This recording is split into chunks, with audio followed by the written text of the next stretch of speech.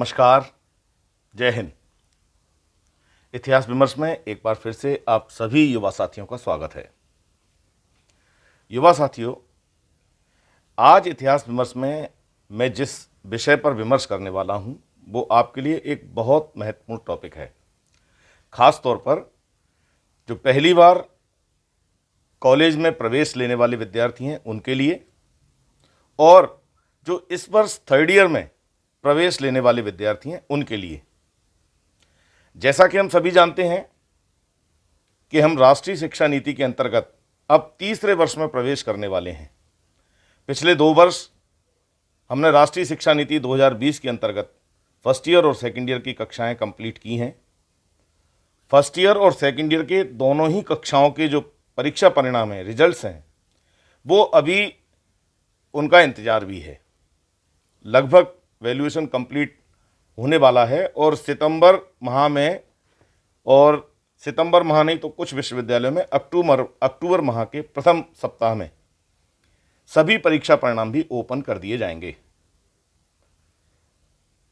इन परीक्षाओं के बाद क्या परिवर्तन आने वाला है तीसरे वर्ष में, यानी फाइनल ईयर में, थर्ड ईयर में, और जो फर्स्ट ईयर में प्रवेश लेने वाले विद्यार्थी हैं उनके लिए राष्ट्रीय शिक्षा नीति में क्या विशेष प्रयोग हैं या क्या नवाचार हैं, उन पर आज हम चर्चा करने वाले हैं।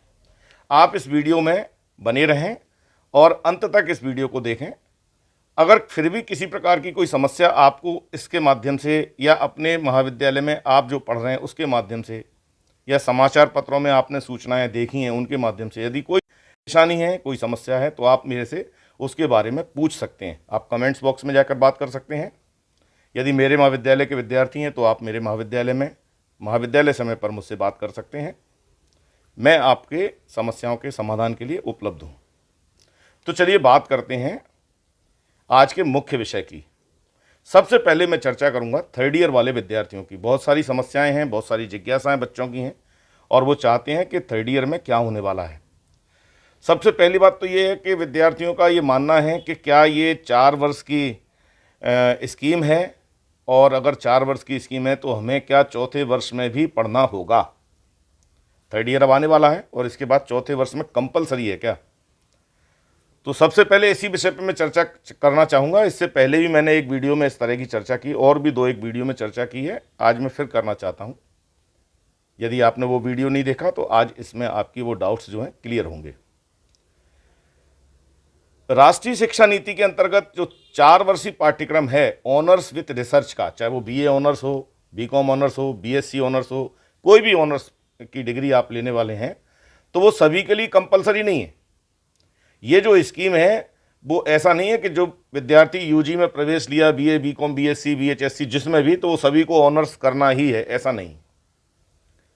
इस पाठ्यक्रम में जो नवाचार है वो यही है कि पहले वर्ष हम प्रमाण पत्र देते हैं, सर्टिफिकेट, दूसरे वर्ष विश्वविद्यालय हमें डिप्लोमा देता है, तीसरे वर्ष हमें डिग्री मिलती है, और चौथे वर्ष हम ऑनर्स विथ रिसर्च के लिए एप्लीकेंट होते हैं, बशर्ते हम 7.5 ग्रेड पॉइंट, जो ग्रेड है हमारी, वो हम अंकित कर सकें, उतने अंक हम ला सकें, 7.5। और वो 7.5 ग्रेड पॉइंट हमें जो लाना है वो तीनों वर्षों में लाना है। तीनों वर्षों में, सभी विषय को मिला के नहीं। मेजर सब्जेक्ट जो आपने लिया है उस मेजर सब्जेक्ट में फर्स्ट ईयर, सेकेंड ईयर और फाइनल, ये तीनों वर्ष के जो आपके टोटल ग्रेड पॉइंट हैं वो 7.5 होने चाहिए, जिसको हम कहते हैं AGPA, annual grade point average. ये आपके 7.5 होना चाहिए। यानी हम 100 नंबर का पेपर अगर मान के चलें उदाहरण के लिए, तो 100 नंबर के पेपर में हम बैठते हैं, 30 नंबर का CC है, 70 नंबर का हमारा पेपर है, तो उन 100 नंबर में से हमारे कम से कम 75 अंक आने चाहिए। और यदि इसे ग्रेड में देखा जाए, क्योंकि अब हमें ग्रेड लिस्ट मिलती है, अब हमें अंक सूची नहीं मिलती है, तो उस ग्रेड लिस्ट में ये 7.5 जो अंक हैं ये A ग्रेड के अंतर्गत आता है। A ग्रेड किसको मिलती है? जिसके 71 से लेके 80 नंबर तक आते हैं। यानी जिन विद्यार्थियों के 71 से लेके 80 नंबर आते हैं 100 नंबर में से, तो उसे A ग्रेड दी जाती है। और 81 से 90, 81 से लेके 90 तक नंबर आते हैं तो वो A+ होती है। तो 7.5 कहाँ आएगा? ए ग्रेड के अंतर्गत, क्योंकि 75 होते हैं। तो जिनके 7.5 ग्रेड पॉइंट होंगे वही ऑनर्स विद रिसर्च की जो कक्षा है ऑनर उसमें प्रवेश ले पाएगा विद्यार्थी, अदरवाइज सभी को वो मौका मिलने वाला नहीं है। तो ये डाउट पहले क्लियर करें। और अब हम बात करते हैं जो राष्ट्रीय शिक्षा नीति का नवाचार है। मैंने देखा है कई कॉलेजों में, मुझे भी प्रोजेक्ट विषय को लेकर उसके वाइवा के लिए जाना हुआ। कई कॉलेज देखे, नामी ग्रामी कॉलेज मैंने देखे, प्रोजेक्ट और वोकेशनल कोर्स को लेके विद्यार्थी बहुत ज़्यादा गंभीर नहीं है। फर्स्ट ईयर और सेकंड ईयर ये 2 वर्ष हो चुके हैं और अब आप फाइनल में आने वाले हैं। मैंने पिछले वीडियो में भी आपको बताया था कि राष्ट्रीय शिक्षा नीति के अंतर्गत ये जो नवाचार है वोकेशनल कोर्स का, जो आपके स्किल से संबंधित है, वोकेशनल कोर्स और फील्ड प्रोजेक्ट, ये दोनों राष्ट्रीय शिक्षा नीति के नवाचार हैं और इन पर सरकार ने विशेष फोकस किया है और इसी को हम बहुत हल्के करके ले रहे हैं। प्रोजेक्ट किस तरह बनाना है, उसमें P1, P2, P3, P4 का क्या महत्व है। यदि हम इंटर्नशिप कर रहे हैं तो उसमें G1, G2, G3, G4 form का क्या महत्व है। यदि हम अप्रेंटिसशिप कर रहे हैं तो A1, A2 का क्या महत्व है। यदि हम सामुदायिक सेवा कर रहे हैं तो C1, C2 का क्या महत्व। ये तमाम तरह की जो चीज़ें हैं टेक्निकल, इनका हम पालन नहीं कर रहे हैं। लगभग 95% विद्यार्थियों ने इनका पालन नहीं किया किसी भी कॉलेज में। और इससे नुकसान किसका होने वाला है? किसी शिक्षक का नहीं होगा। इसका नुकसान जो सबसे ज़्यादा, इसका जो परेशानी आने वाली है वो आप लोगों को आने वाली, आप विद्यार्थी हैं। तो फाइनल में आप प्रवेश ले रहे हैं तो इसको केवल सहज करके न लें। ये जो नवाचार है वोकेशनल कोर्स का और फील्ड प्रोजेक्ट का, इसको गंभीरता से लें। ये एक प्रश्न है, एक प्रश्न पत्र है ये, और यदि इस प्रश्न पत्र को हम तरीके से नहीं करेंगे तो इसमें हम अधूरे रह जाएंगे। सरकार चाहे जानेगी कि हमने सब कुछ पढ़ लिया और अब हम नहीं कर रहे हैं तो हमारी गलती है, जबकि हम जानते कुछ है नहीं।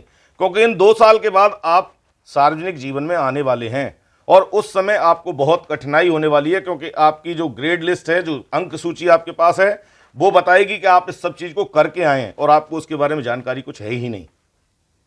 ये आने वाले भविष्य की चुनौती आपके सामने होगी।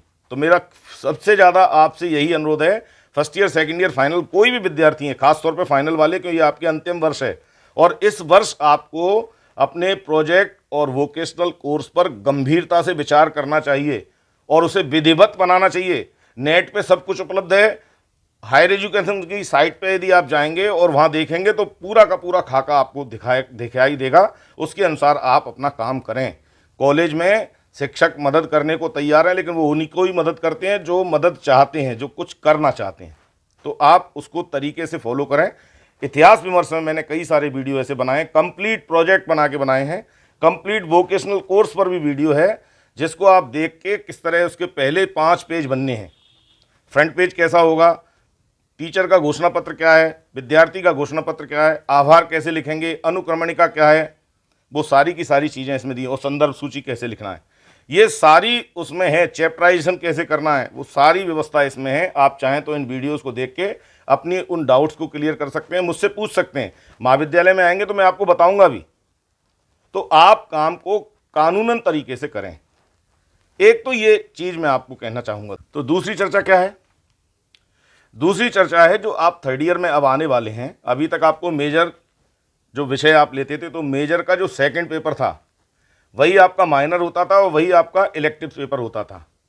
जैसे किसी ने उदाहरण के लिए हिस्ट्री मेजर सब्जेक्ट चुना है, तो फर्स्ट ईयर और सेकंड ईयर में उसका जो सेकंड पेपर है मेजर का, वही आपका मेजर का सेकंड पेपर है और वही सेकंड पेपर आपका माइनर है और वही इलेक्टिव भी है।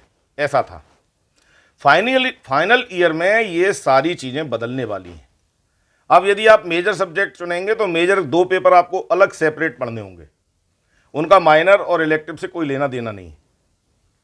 और यदि आप माइनर चुनते हैं तो माइनर का इलेक्टिव से और मेजर से कोई लेना देना नहीं है। और इलेक्टिव चुनते हैं पेपर, चाहे हिस्ट्री मान लो आपने माइनर चुना, तो हिस्ट्री का माइनर पेपर अलग आएगा यूनिवर्सिटी से, मेजर का सेकंड पेपर अलग आएगा और इलेक्टिव पेपर अलग आएगा। यानी सिलेबस सबका अलग अलग होगा। तो इसलिए अब ये आपको ध्यान से निकाल देना चाहिए कि वो जो सेकंड पेपर है उसी को हम पढ़ेंगे, नहीं तो आप फिर उसमें धोखा खा जाएंगे। अब मेजर का सेकंड पेपर अलग है, माइनर का सेकंड पेपर अलग है और इलेक्टिव इसका पेपर अलग है। इस समाचार को आप ध्यान से देखें।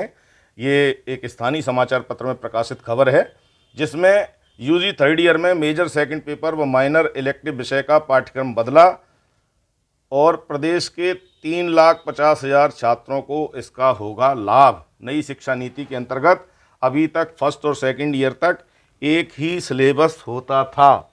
इस तरह का ये समाचार आप यहाँ देख सकते हैं। ये आज के समाचार पत्रों में विभिन्न समाचार पत्रों ने इसको प्रमुखता के साथ प्रकाशित किया है और इसी में यूजी फोर्थ ईयर में प्रवेश के लिए 7.5 AGP लाना अनिवार्य होगा, इस तरह की सूचना भी है। साथ ही साथ ये हम सभी जानते हैं कि 40 क्रेडिट का हमारा एक साल है, एक वर्ष का पाठ्यक्रम है और टोटल 160 क्रेडिट का हमारा ये कोर्स है, 4 वर्षीय पाठ्यक्रम। और 40 क्रेडिट में से 20 क्रेडिट आपको यानी आधा क्रेडिट आपको पास होने के लिए आवश्यक चाहिए।